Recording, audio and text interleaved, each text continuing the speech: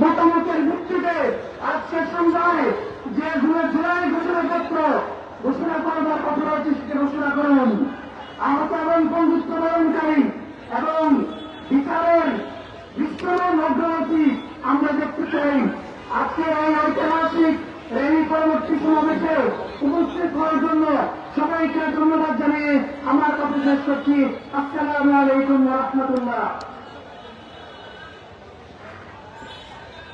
সংগ্রামী ছাত্র জনতা, সমাবেশের এই পর্বে বক্তব্য আসছেন বাংলাদেশ ইসলামী ছাত্র শিবিরের কেন্দ্রীয় কার্যকরী পরিষদ আন্দোলনের সদস্য, ঢাকা বিশ্ববিদ্যালয়ের সংগ্রামী সভাপতি, জুলাই গণঅভ্যুত্থানের অগ্রসেনানী মেধাবী ছাত্র নেতা এসআই ফরহাদ ভাই বক্তব্য আসছেন। এসআই ফরহাদ ভাই।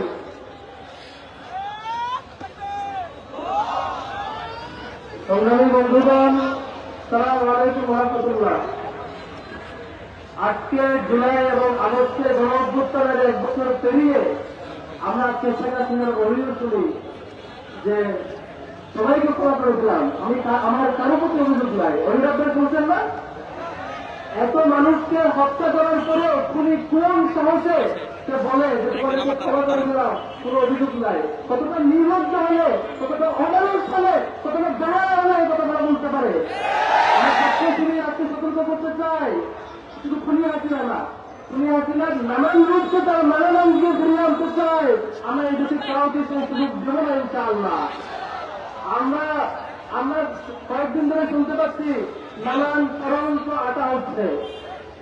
অন্তর্বর্তী সরকারকে ব্যর্থ করে দিয়ে নতুন রূপে আওয়ামী লীগকে ফিরিয়ে আনার নানান অঞ্চল থেকে নানান বিরোধী ষড়যন্ত্র হচ্ছে।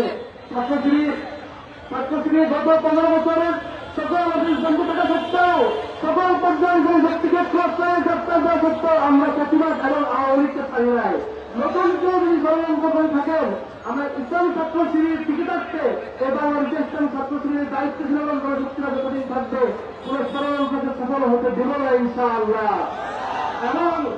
এবং আমরা অন্তর্বর্তী সরকার এখন বলছে যে জুলাই ঘোষণাপত্র দিবে। আমরা এই সতর্ক করতে চাই, তাও বাহানা করে নিজেদের মতো করে অনেক চেষ্টা দিয়ে অনেক ইতিহাসকে লুকিয়ে যদি জুলাই ঘোষণাপত্র দেন, আমরা ছাত্রদের সাথে নিজেকে প্রত্যাখ্যান করবো।